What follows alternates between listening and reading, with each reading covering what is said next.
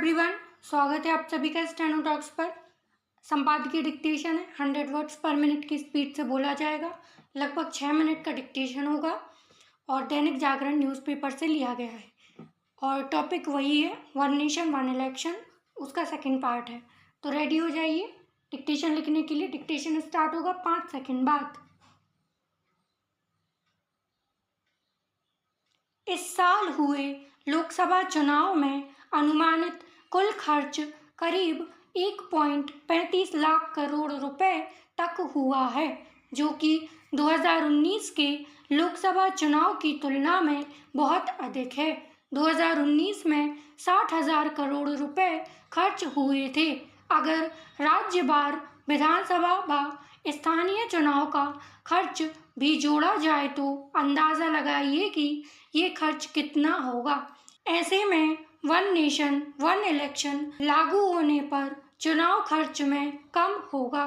प्रशासनिक कार्यक्षमता में वृद्धि। चुनाव के दौरान आचार संहिता लागू होने से नीति निर्माण और विकास कार्यों में रुकावट आती है। अगर 5 साल में सिर्फ एक बार आचार संहिता लागू होगी तो स्वाभाविक है कि प्रशासनिक कार्यों में तेजी आएगी। पैराचेंज। देश में हर 6 माह चुनाव होने पर प्रशासनिक मशीनरी और सुरक्षा बलों पर अत्यधिक दबाव पड़ता है। एक साथ चुनाव कराने से संसाधनों का बेहतर उपयोग हो सकता है। बार बार चुनाव लोक लुभावन नीतियों को बढ़ावा देते हैं। एक साथ चुनाव लंबी अवधि की नीति योजना और सतत विकास पर ध्यान केंद्रित करने में मददगार साबित होंगे।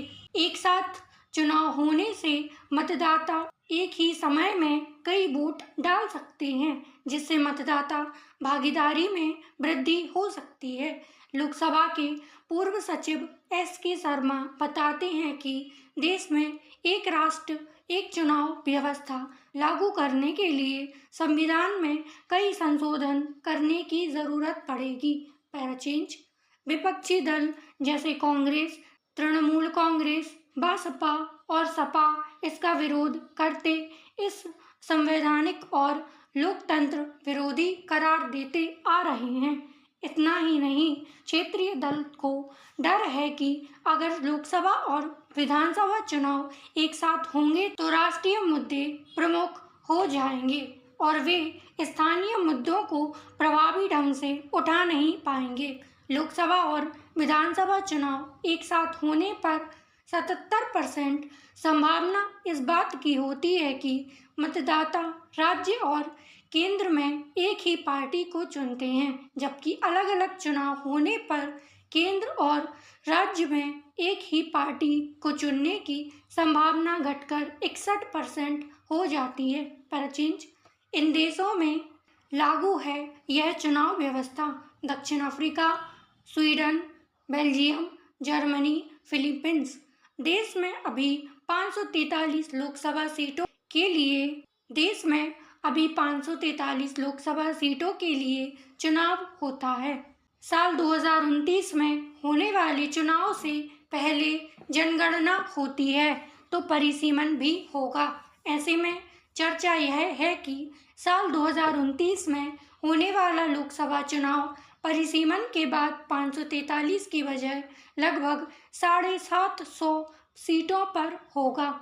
इनमें से नारी शक्ति वंदन अधिनियम के मुताबिक 1/3 सीटें महिलाओं के लिए आरक्षित होंगी। हालांकि लोकसभा सीटों को बढ़ाने को लेकर दक्षिण के राज्य विरोध कर रहे हैं। पैराचेंज। उनका मानना है कि अगर समान जनसंख्या के आधार पर परिसीमन के बाद लोकसभा सीटों पर निर्धारण होता है तो लोकसभा में दक्षिण के राज्यों का प्रतिनिधित्व गिर सकता है, जिस कारण वे विरोध कर रहे हैं। बता दें कि उत्तर भारत के राज्यों की तुलना में दक्षिण भारत के राज्यों में जनसंख्या की बढ़ोतरी कम हुई है। मौजूदा समय में देश के 28 राज्य और 3 केंद्र शासित प्रदेशों में कुल 4130 विधानसभा सीटें हैं। सबसे अधिक विधानसभा सीटें उत्तर प्रदेश में 403 हैं, तो सबसे कम राज्य के हिसाब से सिक्किम और केंद्र शासित प्रदेश को जोड़कर देखें तो पुडुचेरी में 30 सीटें हैं। पैराचेंज। देश या राज्य में लोकसभा या विधानसभा सीटों की सीमा तय करने की क्रिया या प्रक्रिया को परिसीमन कहते हैं। इसका उद्देश्य जनसंख्या में हो रहे बदलाव के आधार पर निर्वाचन क्षेत्रों की संख्या को संतुलित करना है, ताकि प्रत्येक लोकसभा या विधानसभा क्षेत्र में एक समान संख्या में मतदाता हों। इस प्रक्रिया को करने वाली संस्था को परिसीमन आयोग के रूप में जाना जाता है। सामान्य तौर पर हर जनगणना के बाद परिसीमन किया जाता है, जिससे जनसंख्या के आधार पर निर्वाचन क्षेत्रों का संतुलन बनाया जा सके। हालांकि देश में 1976 से परिसीमन पर पाबंदी लागू थी। आई होप डिक्टेशन आप सभी ने लिख लिया होगा।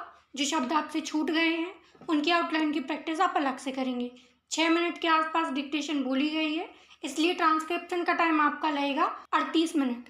38 मिनट से ज़्यादा आपको टाइम नहीं लेना है, और अगर आपको इससे ज़्यादा टाइम लग रहा है ट्रांसक्रिप्शन में तो इस डिक्टेशन की प्रैक्टिस आप दोबारा करेंगे, 2 बार इस डिक्टेशन को लिखेंगे। इसकी PDF आपको टेलीग्राम चैनल पर मिल जाएगी, जिसका लिंक डिस्क्रिप्शन में आपको दिया गया है। तो वीडियो पसंद आई हो तो लाइक करें, चैनल को सब्सक्राइब जरूर करें। Thank you.